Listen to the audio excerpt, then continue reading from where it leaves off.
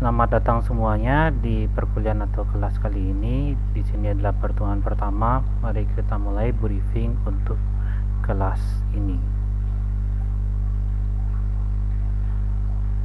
Jadi selamat datang kembali di kelas yang berjudul Teknologi Pemrograman Blockchain. Di sini akan kita briefing terdiri dari tiga bagian, yaitu pendahuluan, isi rencana pembelajaran semester, dan penutup. Dan di bagian pendahuluan kita akan lakukan perkenalan antara saya sebagai penelitian dan para peserta atau Bapak Ibu sekalian, mendeskripsikan apa sih tentang teknologi dan penggunaan blockchain dan prasyarat rekomendasi untuk mengambil mata kuliah ini apa saja sebelumnya. Di isi rencana pembelajaran semester itu akan lebih detail. Kita akan bahas SKS, capaian pembelajaran lulusan, capaian pembelajaran mata kuliah, perencanaan proses pembelajaran, kedalaman dan kelasan materi, metode pembelajaran, dan penyampaian. Dan untuk penutupan itu ada penekanan tambahan terkait tentang teknologi dan program blockchain, tempat pembubahan tugas, jadwal perkuliahan, jumlah peserta, dan sesi diskusi. Kita mulai di pendahuluan. Saya perkenalkan diri terlebih dahulu. Nama saya adalah Fajar Purnama. Saya lulus S1 di Teknik Elektro Universitas Udayana, dan saya lanjut lulus di S2 dan S3 di Computer Science and Electrical Engineering Kumamoto University. Terkait dengan mata kuliah ini, bidang kalian saya itu adalah di teknologi berbasis web dan internet. Bidang minat saya itu adalah di aplikasi desentralisasi, blockchain, sistem terdistribusi, open source software, peer-to-peer, virtual private network. Dan pengalaman pada mata kuliah ini saya sebagai pengguna, penulis aplikasi desentralisasi, sertifikasi blockchain, dan lain-lainnya. Yang lebih lengkap dapat dilihat pada CV saya. CV saya berada di fajarpurno.com/cv. Untuk di simple itu untuk lebih mudahnya, tetapi kalau untuk lihat semua yaitu dapat terlihat bahwa saya sudah mengikuti beberapa sertifikasi atau kursus terkait blockchain itu sendiri juga, selain sebagai hobi saya. Lanjut lagi ke materi. Dan untuk luaran saya memiliki 4 publikasi, di mana sekarang publikasi ini terdapat satu tema penelitian, yaitu adalah cryptocurrency mining as a method of payment. Ini adalah metode pertama kali yang ada di dunia, dan saat ini penelitian ini sebagai ongoing, dan tujuannya itu adalah agar terakhir dapat sebagai pembayaran alternatif. Dan untuk tugas akhir yang pernah saya bimbing, yaitu intinya hampir semuanya itu adalah di Ethereum. Mungkin satu saja di Open Network atau di Telegram, itu adalah membuat smart contract atau bangun aplikasi terdesentralisasi atau sistem informasi desentralisasi. Dan di antara lain itu ada arisan, ada ticketing, terus ada pemilihan umum atau voting, ada transaksi jual beli, ada pengarsifan dokumen di smart contract atau di blockchain, ada di UMKM, ada sistem lelang, distribusi royal, koperasi, dan banyak lagi hal lainnya yang saya bimbing dalam pengerjaan tugas akhir yang terkait dengan mata kuliah ini. Jadi lanjut ke deskripsi mata kuliah. Jadi jika di sini ada yang pertama yang menggunakan kata-kata teknologi dan pemrograman blockchain, di sini adalah sejarahnya mata kuliah ini itu adalah di Bitcoin. Jadi Bitcoin, Ethereum, Monero, dan sebagainya ini adalah pertama yang walaupun bukan teknologinya pertama, tapi yang memperkenalkan teknologi ini ke dunia. Walaupun sebelum-sebelumnya itu sudah banyak yang ada. Jadi awal viralnya blockchain itu terkait dengan mata uang digital. Pada saat itu diperlukan mata uang digital untuk melakukan bertukar, memberi tip, donasi, belanja pembayaran online, pembelian produk digital, tagihan dan pembayaran. Tapi ini adalah slide yang dulu banget. Jika di zaman ini mengambil mata kuliah ini pasti sudah tidak asing lagi. Tapi zaman dulu ini masih asing. Saat pertama kali saya terjun di bidang ini. Dan sebagai informasi bahwa mata uang digital itu bukan mata uang digital kripto atau blockchain. Jadi blockchain atau mata uang digital kripto itu adalah termasuk dari mata uang digital. di mana ada mata uang digital milik pemerintah seperti mobile banking, internet banking, e-wallet, ataupun mata uang privat lainnya seperti tiket dan sebagainya. Di sini salah satu alasan mengapa teknologi ini viral, karena pada tahun 2008 dan seterusnya teknologi ini menawarkan berbagai macam layanan, terutama itu adalah layanan keuangan secara global, yaitu siapa saja dapat mengakses layanan ini, di mana sebelumnya kategori untuk orang-orang ini tidak dapat masuki atau menikmati layanan ini. Tetapi negatifnya, karena tidak ada sensor itu, jadi dia ada di pasar bebas dan banyak sekali yang hal-hal negatif yang berada di sini. Tetapi ini adalah positif negatifnya. Itu adalah perkenalan tentang mengapa teknologi ini viral. Tetapi untuk kita di kelas ini, kita tidak akan membahas hal tersebut, karena apa yang kita bahas adalah bagian teknologinya atau bagian netralnya. Jadi bagian netral atau teknologi ini adalah: satu, semuanya tercatat fakta dan apa adanya; dua, relawan di seluruh dunia, jadi ada banyak node menjaga blockchain dan siapa saja bisa menjadi relawan, sehingga bisa menjaga keintegritas dari data tersebut dan availability-nya. Artinya di sini adalah untuk mencegah manipulasi, korupsi, modifikasi perubahan, penghapusan, dan sebagainya. Selain itu, tambahan yang ditawarkan lagi adalah teknologi yang bersifat transparansi, dan yang keempat itu siapa saja bisa memiliki teknologi ini di kantong masing-masing. Di sini aplikasi apa saja yang cocok dengan teknologi blockchain menurut saya itu adalah teknologi yang memerlukan transparansi. Contohnya itu pencatatan alamat rekening untuk setiap warga negara ke basis data, sehingga hipotesisnya bisa melakukan deklarasi kekayaan otomatis dan secara real time, yaitu terkait dengan perpajakan atau transparansi. Yang kedua itu adalah terkait integritas, yaitu misalnya adalah pemilihan umum, yaitu contohnya di sini adalah satu warga, satu kunci, satu akun, dan jika teknologi sudah mengunci semua teknis ini, maka mustahil akan terjadi kecurangan. Yang ketiga adalah kehandalan atau saya sebut sebagai availability atau ketersediaan, yaitu contohnya data umum di blockchain bisa terbuka dan terverifikasi. Contohnya kita masyarakat akan gembira jika anggarannya itu terbuka, pasokan dan logistiknya itu jelas, dan misalnya hasil seleksi walaupun sekarang sudah bagus berbasis elektronik akan lebih mantap atau integritasnya akan lebih maksimal jika seleksi misalnya CPNS, ASN, P3K atau seleksi penerima masalah baru apapun itu diintegrasikan dengan teknologi blockchain atau desentralisasi. Dan di sini ada rekomendasi prasyarat sebelum mengambil mata kuliah ini. Yang pertama, prasyarat yang kami anjurkan atau yang kami syaratkan, yaitu telah memahami atau bisa pemrograman berorientasi objek, karena hampir semua source code teknologi ini, smart contract dan sebagainya, sudah berbasis pemrograman berbasis objek (PBO) atau Object Oriented Programming (OBP). Dan yang lagi satu adalah pemrograman internet, karena untuk saat ini mayoritas aplikasi yang dibangun pada teknologi ini adalah aplikasi web atau di internet. Untuk rekomendasi yang lain yaitu teknologi jaringan komunikasi. Kenapa di sini rekomendasi? Karena kita adalah di teknologi informasi, kita membangun aplikasi di atas teknologi ini. Tetapi jika para peserta di sini semua ingin mengerti semua tentang teknologi ini, maka rekomendasinya adalah sebagai berikut, yaitu teknologi jaringan komputer dan komunikasi, administrasi sistem server dan jaringan, pusat data center dan cloud, kriptografi, algoritma dan kompleksitas, dan mungkin lain-lain yang terkait. Mengapa? Karena teknologi ini adalah sebagai berikut. Di sini teknologi yang utama itu adalah blockchain, terdiri dari blok sama chain. Di sini yang diperlukan itu adalah kriptografi, di mana teknologi ada hashing, ada enkripsi, terus ada macam-macam begitu.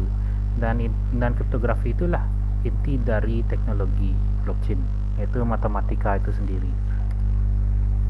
Terus selanjutnya yang dibutuhkan adalah mengenai jaringan dan komunikasi atau pusat data. Bukan, di sini adalah pemrograman internet.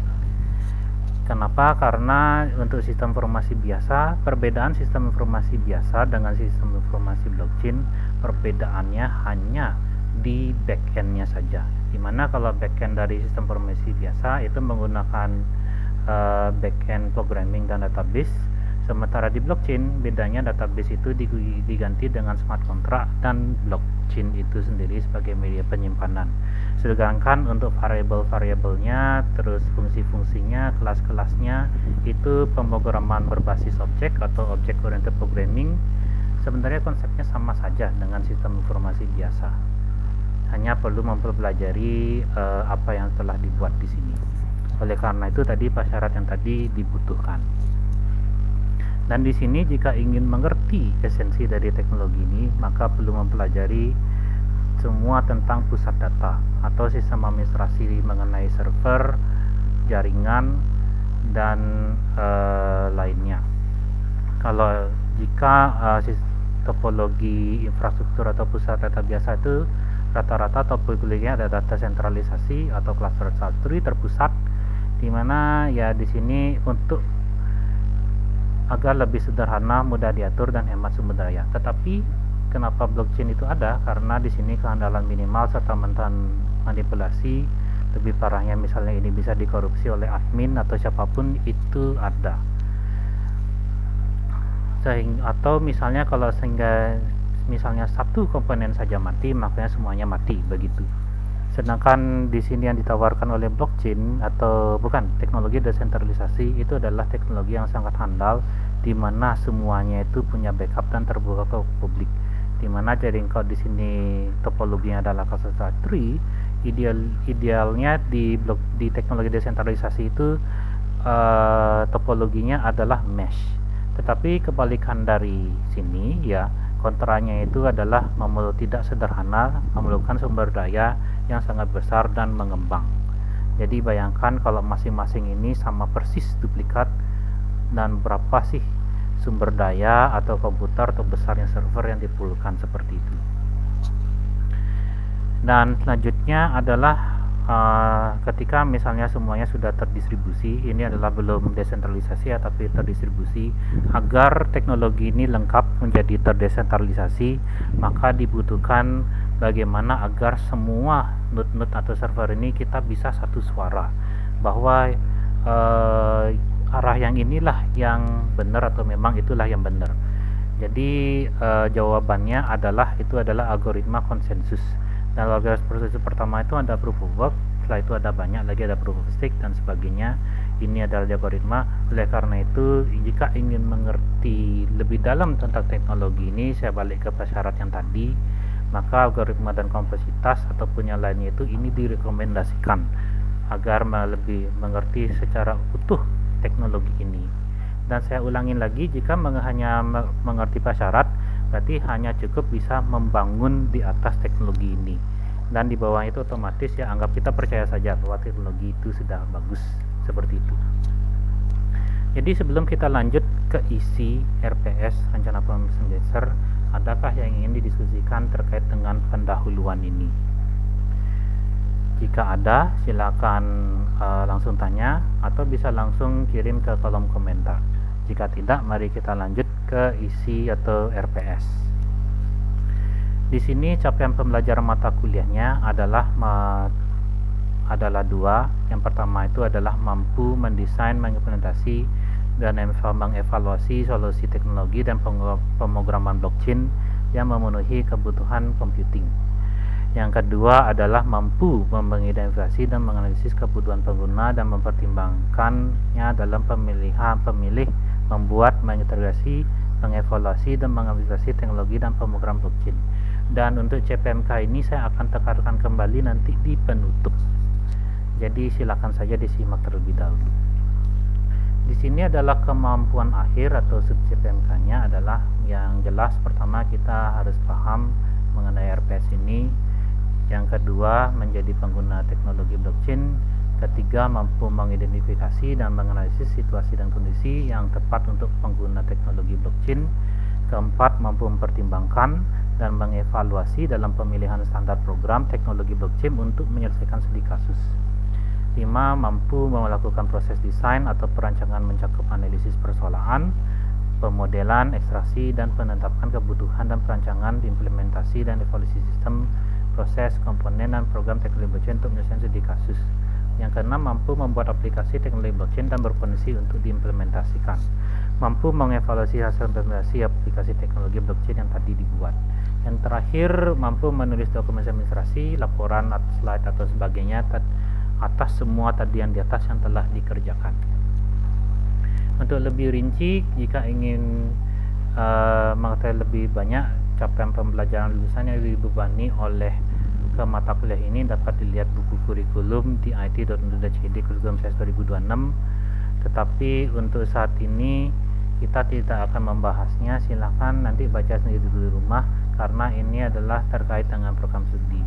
Kita akan langsung fokus ke rencana pembelajaran dari mata kuliah ini. Jadi berikut adalah, jadi untuk lebih lengkap dari slide tersebut, itu adalah rencana pembelajaran semester untuk mata kuliah ini.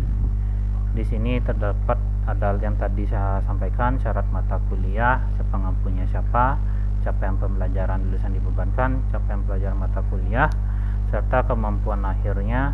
Deskripsinya tadi saya sudah paparkan dalam bentuk slide, serta di sini ada pustaka jika memerlukan materi saya dan ataupun materi yang lain.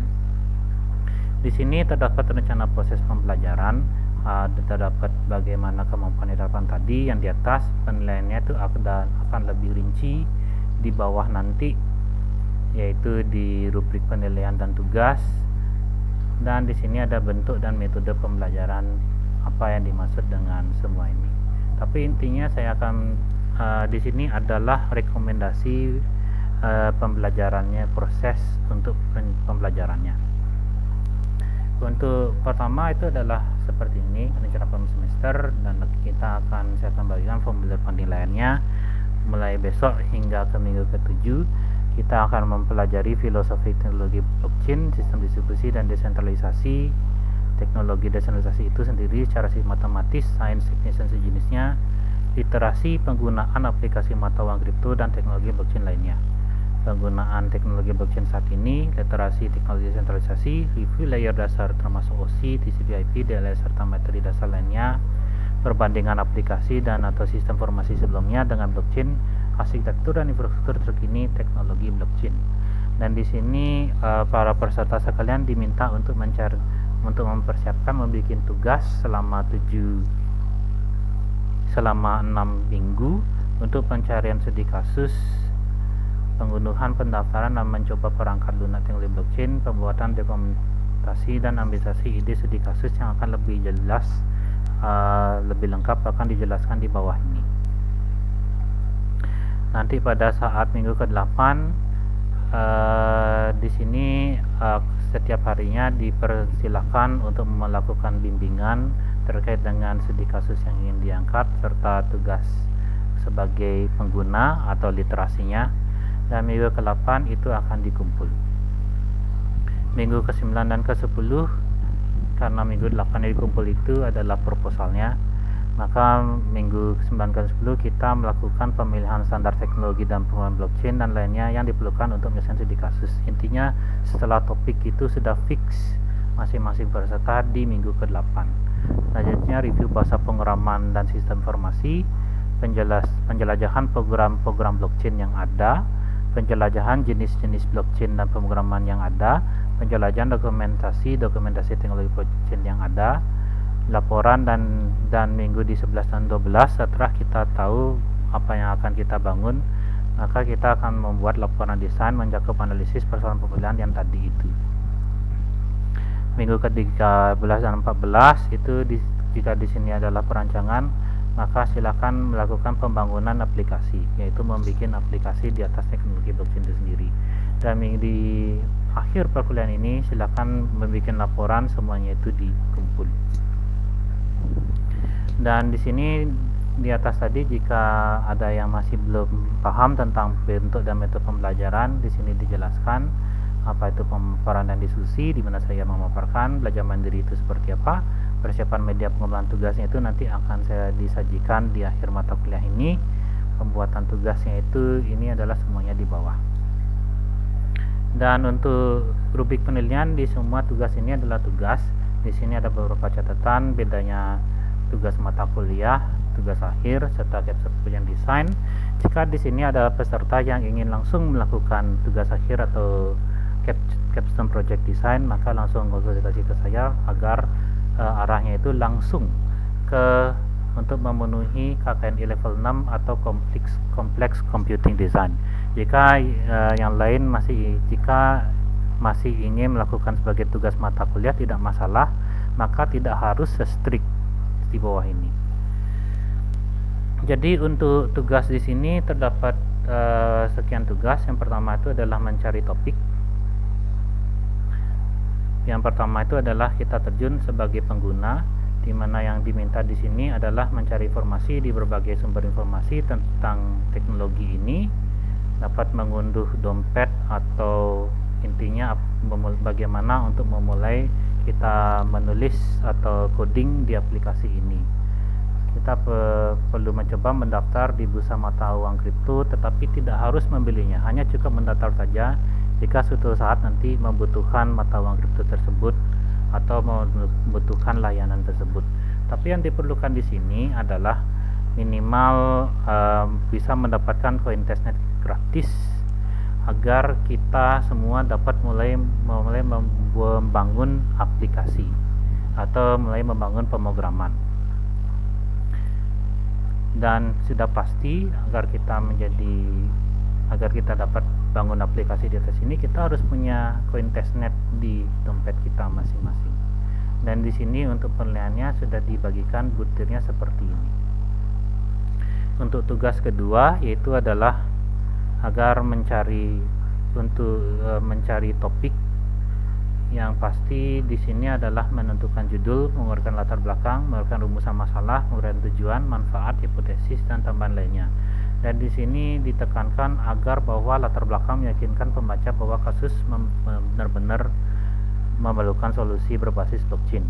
Rumusan masalah menyatakan atau menanyakan bagaimana cara memecahkan masalah, bukan menanyakan bagaimana membangun suatu program dan lain-lain. Dan selain itu, ini adalah kriteria atau bobot penelitian untuk masing-masing ini. Selanjutnya untuk tugas berikutnya adalah menentukan unsur-unsur atau secara rinci menyelesaikan, yaitu adalah unsur-unsur yang diperlukan untuk membangun blockchain ini. Misalnya atau spesifikasinya, contohnya apakah perlu blockchain yang ekonomis atau tingkat yang tinggi, atau blockchain yang kecepatan yang tinggi, apakah perlu smart contract atau tidak, apakah perlu aplikasi mobile atau web atau tidak. Menjelajah sumber daya yang ada, baik perangkat keras, perangkat lunak maupun sumber daya manusia lainnya. Contohnya ada Ethereum. Jika perlu desentralisasi maksimal, ada Binance Smart Chain untuk blockchain ekonomis, ada Sui untuk membangun permainan atau games, ada bahasa pemrograman apa yang digunakan, misalnya Hyperledger Public untuk private blockchain dan sebagainya. Menguraikan hasil tinjauan. Dan untuk kriteria penilaiannya adalah sebagai berikut.